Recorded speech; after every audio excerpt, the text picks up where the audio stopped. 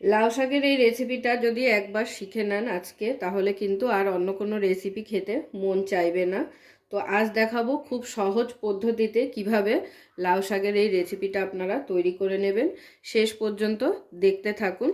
তো লাউ শাকটা তৈরি করার জন্য আমি এখানে লাউ শাক কেটে নিয়েছি ভালো করে ধুয়ে। এখানে ডাঁটা ও শাক দুটোই মিলিয়ে নিয়েছি। আর তার সঙ্গে লাগছে আমাদের এরকম লম্বা করে কেটে নেওয়া আলু। তো আমি লাউ শাকের পরিমাণ বুঝে এখানে দুটো মিডিয়াম সাইজের আলু লম্বা লম্বা করে সরু সরু করে কেটে নিয়েছি। আর এখানে লাউ শাকের দুটো ডাল আমি খুব ভালো করে কেটে ধুয়ে নিয়েছি। তাহলে চলুন শুরু করছি আজকের রেসিপিটা।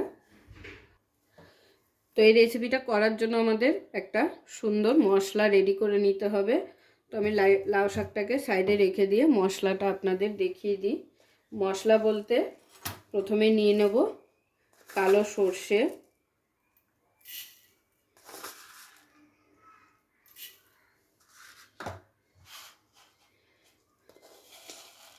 দু চামচ মতো কালো সর্ষে দিয়ে দিলাম, আর 1.5 চামচ মতো সাদা সর্ষে দিয়ে দিলাম।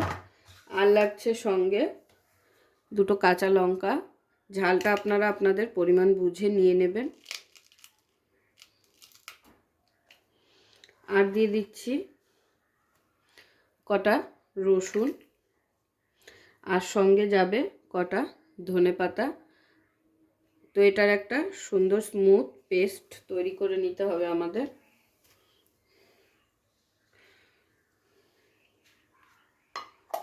তো প্রথমে আমি শুকনো ঘুরিয়ে নেব, তারপরে কিন্তু জল দিয়ে পেস্টটা তৈরি করব।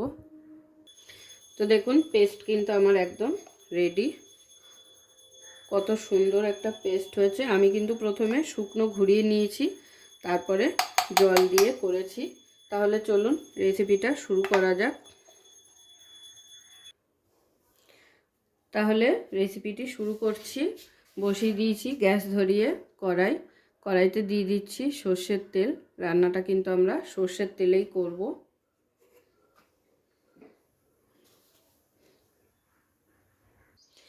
তো তেল কিন্তু গরম হয়ে গেছে। এবারে তেলের মধ্যে ফোড়ন দিয়ে দেব।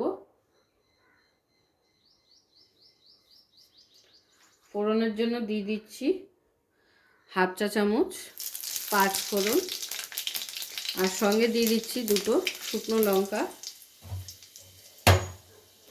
ফোড়নটাকে হালকা নেড়ে চেড়ে নেব। ফোড়নটাকে হালকা নেড়ে চেড়ে নেওয়ার পরে প্রথমে আলুগুলোকে আমাদের ভেজে নিতে হবে।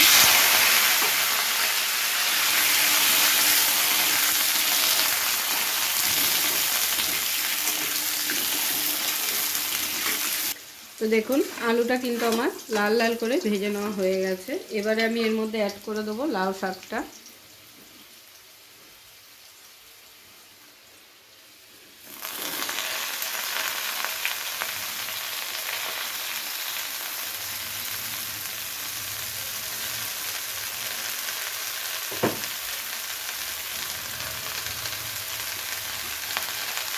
লাউ শাকটা দিয়ে হালকা নেড়ে চেড়ে নেব।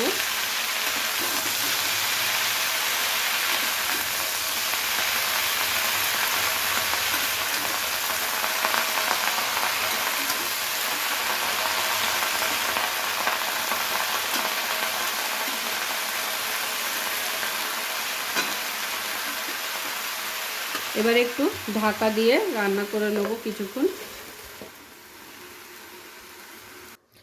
তো দেখুন প্রায় 5 মিনিটের মতো আমি ঢাকনা চাপা দিয়ে শাকটা রান্না করে নিয়েছি। এতক্ষণে কিন্তু শাকটা বেশ অনেকটাই মজে গেছে।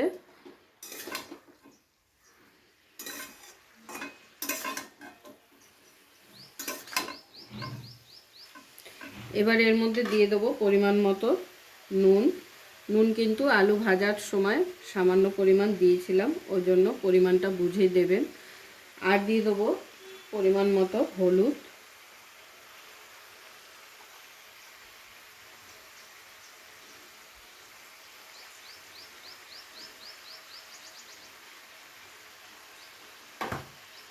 নুন হলুদটা দিয়ে আবারও একবার ভালো করে নাড়াচাড়া করে নেব।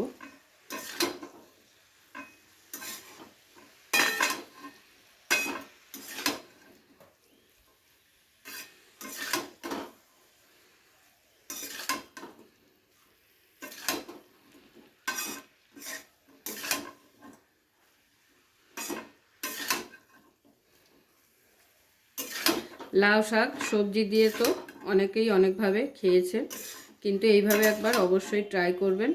কথা দিচ্ছি অসাধারণ লাগবে, আর একবার যদি খান তাহলে বারবার খেতে ইচ্ছা হবে। তো দেখুন নুন হলুদটা দিয়ে আবারও কিছুক্ষণ আমি ঢাকা দিয়ে রান্না করে নিয়েছি। আর লাউ শাক দিয়ে কিন্তু জল ছাড়ে এমনিতেই, তো লাউ শাকে আলাদাভাবে জল দেওয়ার কিন্তু প্রয়োজন হয় না। একটু গ্যাসের আঁচটাকে লোতে করে ঢাকা দিয়ে রান্নাটা করলেই কিন্তু খুব সুন্দর জল ছেড়ে সিদ্ধ হয়ে যাবে। এবার এখানে আমি যে মশলাটা রেডি করেছিলাম সেই মশলাটা এখানে অ্যাড করে দেবো।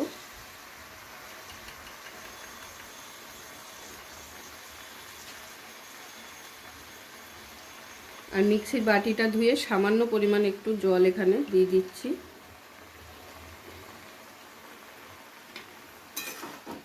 এবারে এইভাবে হালকা হাতে নাড়াচাড়া করে শাকটা রান্না করে নেব। এত সুন্দর একটা ফ্লেভার বেরিয়েছে। রান্নাটা কিন্তু যতক্ষণে না করবেন বুঝতেই পারবেন না রান্নাটা খেতে কতটা টেস্টি হয়।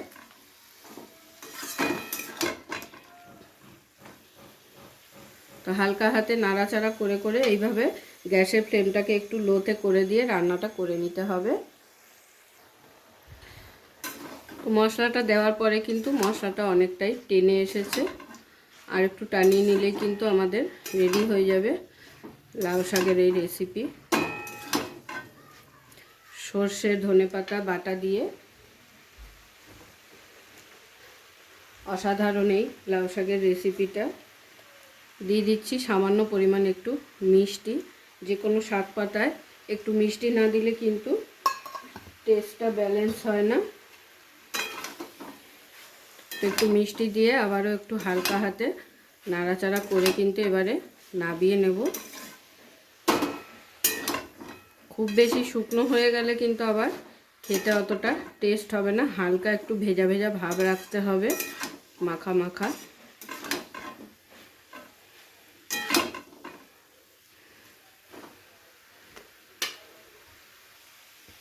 তো আজকের আমার এই লাউ শাকের রেসিপি অবশ্যই আপনাদের ভালো লেগেছে। আর যদি ভালো লেগে থাকে অবশ্যই প্রতিবারের মতো লাইক কমেন্ট শেয়ার করতে ভুলবেন না। আর এখনও পর্যন্ত যারা আমার চ্যানেলটি সাবস্ক্রাইব করেননি তাদেরকে অনুরোধ করব অবশ্যই পাশে থাকা বেল আইকনটি প্রেস করে নিতে, যাতে সবার প্রথমে আমার ভিডিওর সমস্ত আপডেট আপনাদের কাছে পৌঁছে যায়। তো লাউ শাক কিন্তু আমার রেডি হয়ে গেছে, আর আমি টানাবো না। এবারে গরম গরম প্লেটে সার্ভ করে নেব। পুরো ভিডিওটা দেখার জন্য সকলকে অসংখ্য ধন্যবাদ। এরকম আরও নিত্য নতুন ভিডিও দেখার জন্য চ্যানেলটি অবশ্যই সাবস্ক্রাইব করে নেবেন, আর পাশে থাকা বেল আইকনটি প্রেস করে নেবেন নতুন রেসিপির আপডেট পাওয়ার জন্য। তো সবাই ভালো থাকবেন, সুস্থ থাকবেন। আবারও দেখা হচ্ছে আপনাদের সাথে নতুন একটি রেসিপি নিয়ে।